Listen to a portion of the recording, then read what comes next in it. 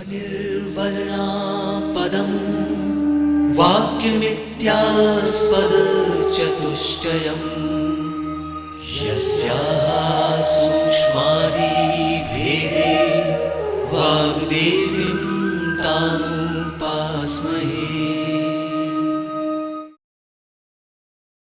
मध्य प्रदेश भोज मुक्त विश्वविद्यालय के तकनीकी विभाग का इलेक्ट्रॉनिक मीडिया निर्माण और शोध केंद्र EMPRC प्रस्तुत करता है हिंदी साहित्य विषय पर आधारित ध्वनि कार्यक्रम आदिकालीन काव्य धाराएं और प्रवृत्तियां। यह कार्यक्रम BA प्रथम वर्ष के विद्यार्थियों के लिए हिंदी साहित्य विषय के प्रथम प्रश्न पत्र हिंदी काव्य की पहली इकाई पर आधारित है। कार्यक्रम की विषय विशेषज्ञ हैं डॉक्टर रचना तेलंग। आप हिंदी साहित्य विषय की प्राध्यापक हैं। तो साथियों, आइए सुनते हैं ध्वनि कार्यक्रम आदिकालीन काव्य धाराएं और प्रवृत्तियां। अभी प्रस्तुत है इस कार्यक्रम का दूसरा भाग।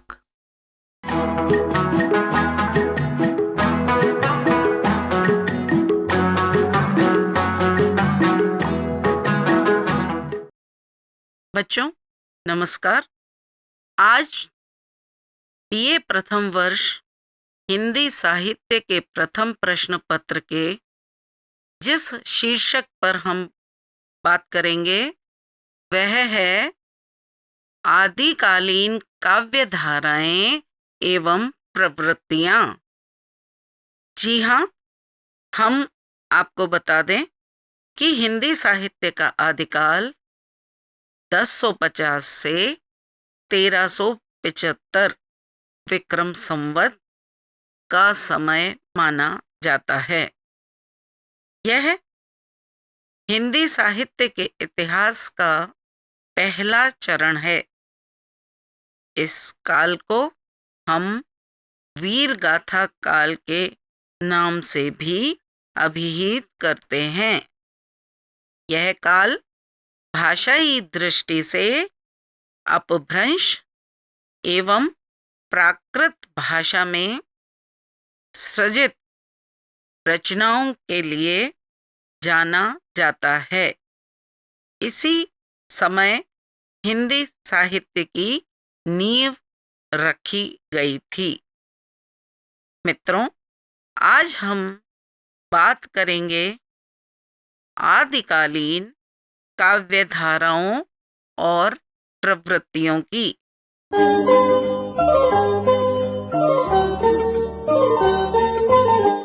पांचवा है रासो काव्य।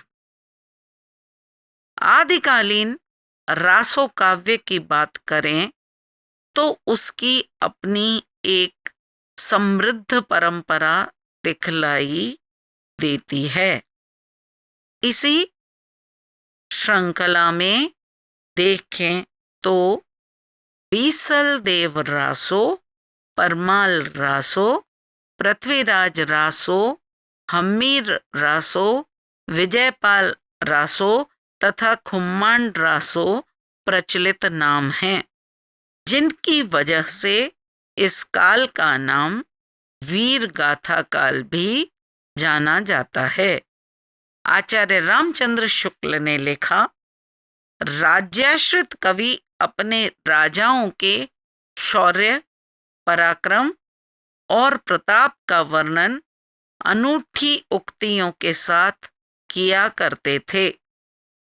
रासो काव्य के बारे में आचार्य हजारी प्रसाद द्विवेदी लिखते हैं कि 7वीं 8वीं शताब्दी से इस देश में ऐतिहासिक व्यक्तियों के नाम पर काव्य लिखने की प्रथा खूब चली, परंतु भारतीय कवियों ने ऐतिहासिक नाम भर लिया।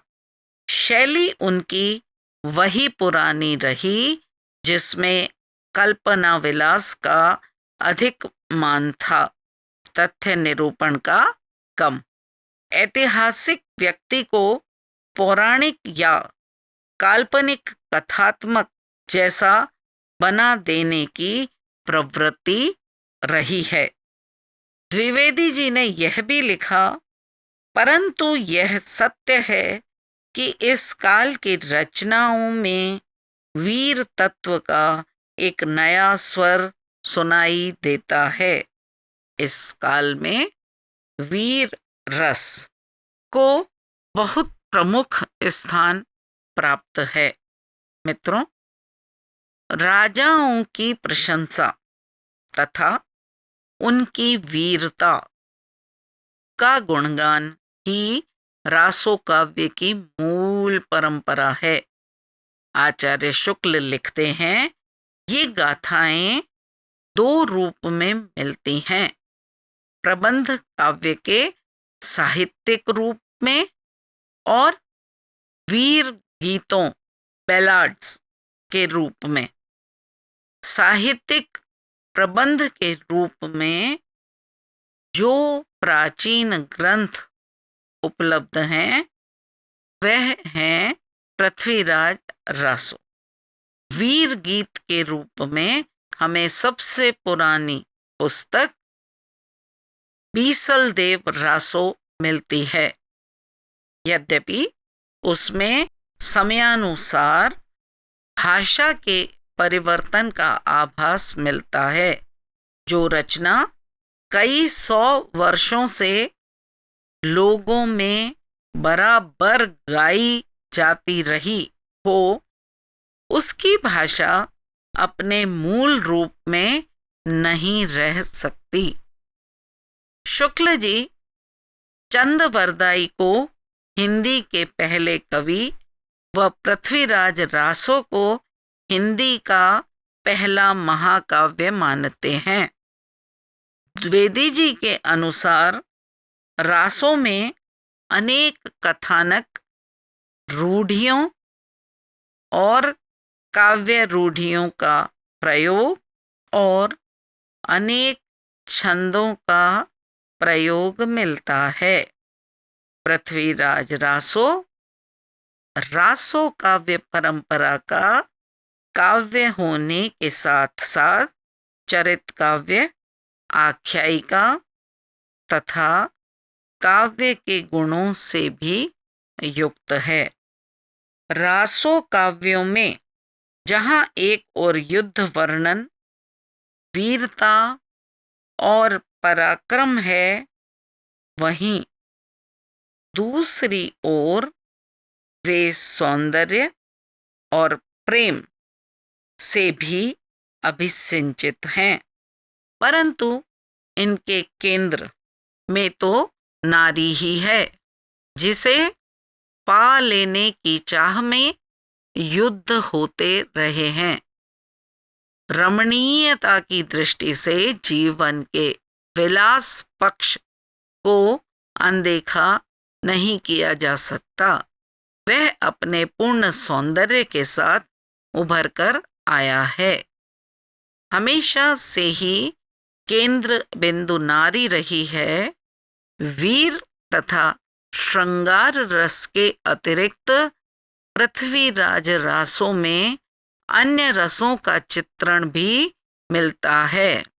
इस काव्य के प्रमुख नायक हिंदू सम्राट दिल्ली के राजा पृथ्वीराज चौहान हैं और कवि चंदवरदाई।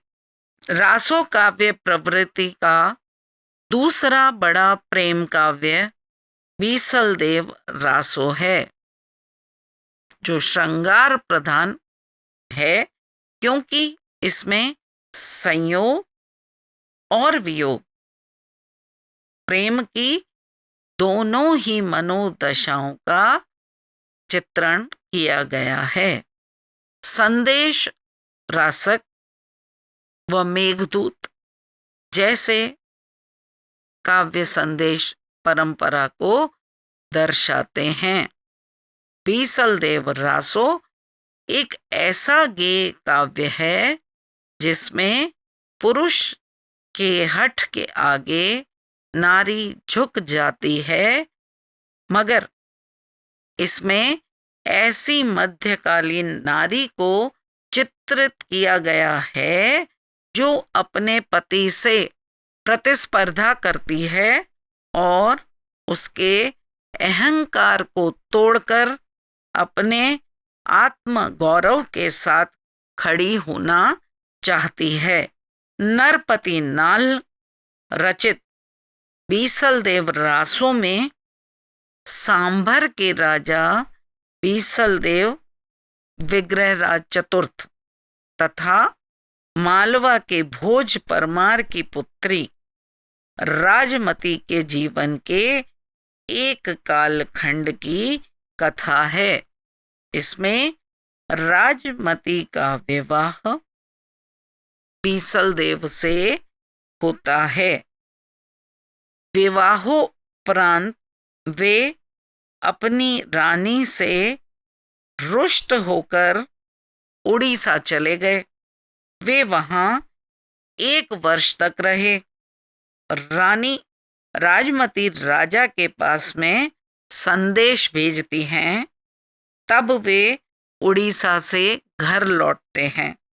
कवि ने उनके विरह वर्णन को बहुत अच्छे से चित्रित किया है।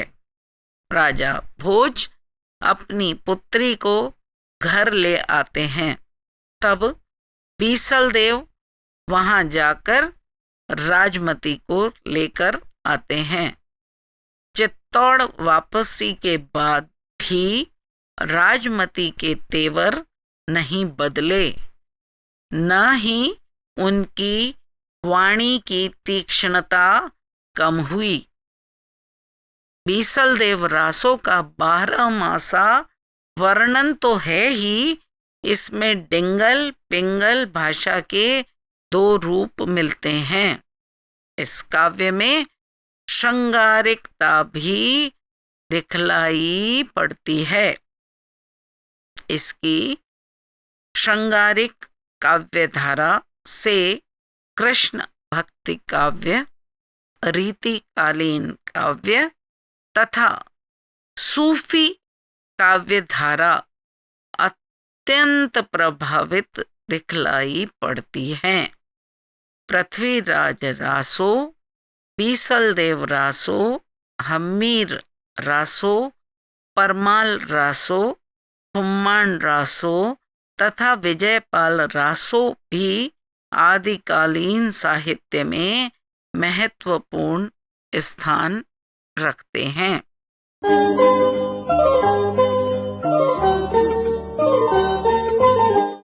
साथियों, अब हम बात करेंगे लौकिक साहित्य के बारे में।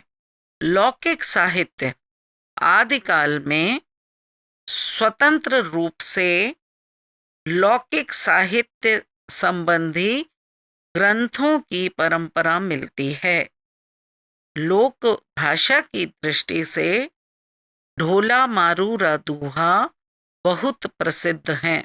यह लोक कथा मूल रूप से ढोला राजकुमार और मारवणी राजकुमारी पर लिखी गई है। यह प्रेम कथा आदिकालीन श्रृंगारिक काव्यधारा की महत्वपूर्ण कड़ी है। नारी हृदय की मार्मिक व्यंजना का ही चित्रण बिहारी के काव्य में दिखलाई देने वाली श्रृंगार परंपरा की पृष्ठभूमि का प्रतिफलन है। बसंत विलास के अंतर्गत बसंत और स्त्रियों पर उसके विलासी प्रभाव का सुंदर चित्रण है। डॉक्टर नगेंद्र द्वारा संपादित हिंदी साहित्य के इतिहास में उन्होंने लिखा, आदिकाल के विद्वानों ने अब तक वीर गाथाओं और धार्मिक उपदेशों का ही युग माना था। बसंत विलास के सरस वर्णनों को पढ़कर सूर की श्रृंगार भावना या उसके पश्चात रीतिकालीन कवियों की श्रृंगारिकता साहित्य में अचानक आ जाने वाली प्रवृत्ति नहीं है और न उसके लिए संस्कृत साहित्य में परंपरा की खोज करना आवश्यक प्रतीत होता है।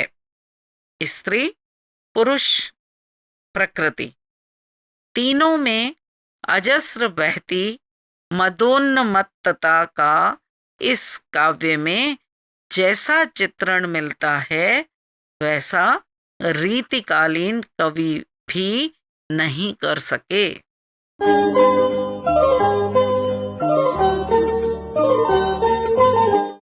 अब हम बात करेंगे गद्य साहित्य की। आदिकाल में न सिर्फ काव्य रचनाएं लिखी गईं, अपितु गद्य रचना के प्रयास भी परिलक्षित होते हैं। राउल वेल नामक रचना में राउल नामक नायिका का सौंदर्य चित्रण है, जो पहले पद्य तथा बाद में गद्य में लिखा गया। राउल वेल से ही हिंदी साहित्य में नक शिख वर्णन का सूत्रपात दिखलाई देता है। राजस्थानी भाषा की प्रमुखता वाली इस कृति में 7 इतर बोलियों के शब्द भी मिलते हैं। पद्य गद्य दोनों तरह के प्रयोग से हिंदी की तत्सम शब्दावली का प्रयोग करने की प्रवृत्ति का अनुमान लगाया जा सकता है। वर्ण रत्नाकर मैथिली हिंदी का प्राचीनतम उपलब्ध ग्रंथ है, जिसका लेखन गद्य में किया गया।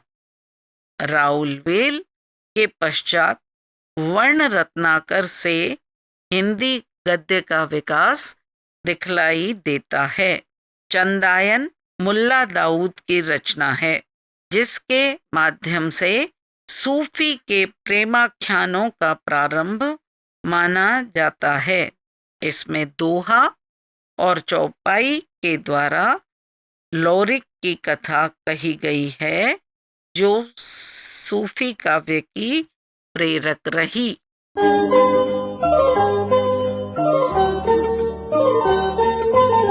अब आगे हम बात करेंगे अमीर खुसरो की। अमीर खुसरो की काव्य रचना अत्यंत लोकप्रिय थी। उन्होंने अपनी पहेलियों तथा मुकरियों के माध्यम से जनता का स्वस्थ मनोरंजन किया। आदिकाल में खड़ी बोली को अपनी काव्य भाषा बनाने का श्रेय भी अमीर खुसरो को ही जाता है। अमीर खुसरो ने न सिर्फ पहेलियां तथा मुकरियां लिखी, अपितु वे एक संगीतज्ञ तो थे ही, इतिहासकार भी थे। वे अनेक भाषाओं का ज्ञान भी रखते थे। उनके द्वारा लिखी गई पंक्तियों में हिंदी और फारसी का एक ही ध्वनि प्रवाह रहा है। भारतीय शैली में फारसी साहित्य की रचना का श्रेय अमीर खुसरो को ही जाता है। अमीर खुसरो ने जन सामान्य की बोली की भाषा में रचनाएं लिखी, बल्कि अपने लेखन में राग रागनियों का प्रयोग भी किया। उन्होंने लिखा, गोरी सोवे सेज पर मुख पर डारे केस, चल खुसरो घर आपने रैन भई चहुदेस। अमीर खुसरो की पहेलियां तथा मुकरियां आज भी लोगों की जुबान पर चढ़ी हुई हैं। पहेलियां संवाद के रूप में हैं, इसलिए लोकप्रिय भी हैं। मुकरियों में हास्य व्यंग का मिला जुला स्वरूप दिखलाई देता है।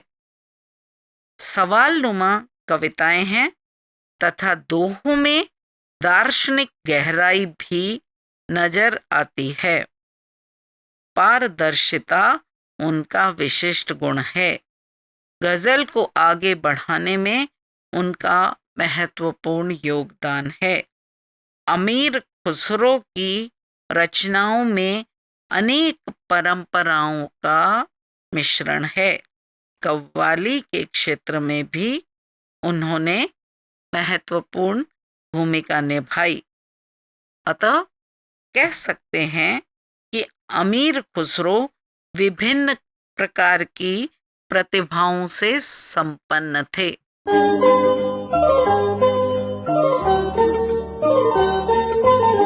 हमारे अगले कवि हैं विद्यापति, आदिकाल के महत्वपूर्ण कवि, जिनकी रचनाएं दो तरह की परंपराओं का निर्वहन करती हैं। पहला चरित काव्य परंपरा तथा दूसरा गीतों की परंपरा। साथियों, विद्यापति ने संस्कृत अपभ्रंश के ही रूप अवहट्ठ तथा लोक भाषा मैथिली में अपनी साहित्य रचना की। इसके अलावा विद्यापति में काव्य और संगीत की एकता की परंपरा भी दिखलाई पड़ती है। कीर्तिलता, कीर्ति पताका एवं पदावली इनकी प्रसिद्ध कृतियां हैं। चरित काव्य परंपरा में कीर्तिलता व कीर्ति पताका आती हैं, जो आगे चलकर चरित काव्य की पृष्ठभूमि के रूप में दृष्टिगत होती हैं। हजारी प्रसाद द्विवेदी जी लिखते हैं, सब मिलाकर कीर्तिलता अपने समय का बहुत ही सुंदर चित्र उपस्थित करती है। वह इतिहास कवि दृष्ट जीवंत रूप है। कीर्तिलता में गद्य का प्रयोग प्रचुरता से दिखलाई देता है, जबकि कीर्ति पताका में एक प्रेम कथा का वर्णन है। उनकी पदावली में राधा कृष्ण की प्रेम गाथा वर्णित है। पदावली में भक्ति के साथ श्रृंगार का समन्वय है, यानी भक्ति का आधार श्रृंगार है। विद्यापति की पदावली में पद रचना, काव्य संगीत एकता एवं लोक काव्य की लिखित परंपराओं का समन्वय दिखलाई देता है। सूरसागर, गीत गोविंद तथा विद्यापति की पदावली लगभग एक ही तरह की रचनाएं हैं। आदिकाल में हिंदी भाषा साहित्य रचना का माध्यम रही तथा साहित्यिक अपभ्रंश जन भाषा के रूप में रही। वीर रस की रचनाएं डिंगल में लिखी जाती थीं। कोमल भावों की अभिव्यंजना के लिए पिंगल भाषा को अपनाया गया। ब्रज भाषा साहित्यिक भाषा बनी।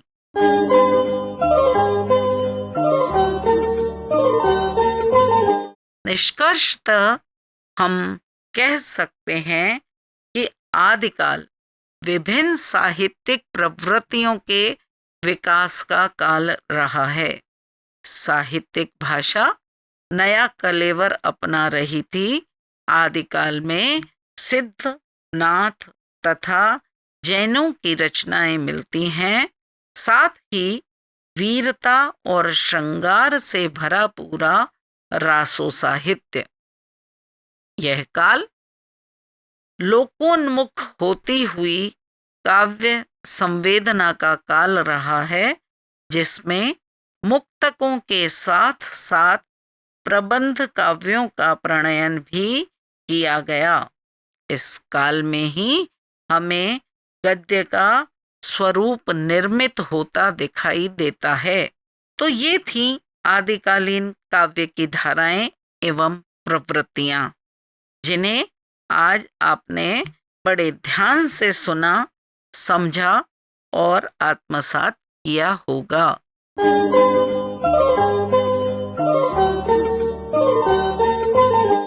विद्यार्थियों, इस चर्चा से संबंधित कुछ प्रश्न हमारे मस्तिष्क में उठते हैं, जो अक्सर आपकी परीक्षा में आया करते हैं। प्रश्न 1, आदिकाल की प्रमुख प्रवृत्तियों के बारे में बतलाइए। प्रश्न 2, आदिकाल की काव्य धाराओं के बारे में आप क्या जानते हैं? प्रश्न 3, आदिकालीन साहित्य परवर्ती साहित्य की पृष्ठभूमि है कैसे? समझाइए।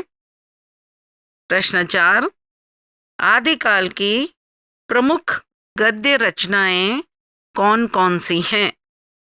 आशा है इस व्याख्यान के माध्यम से आप इन प्रश्नों के उत्तर जान पाएंगे। धन्यवाद।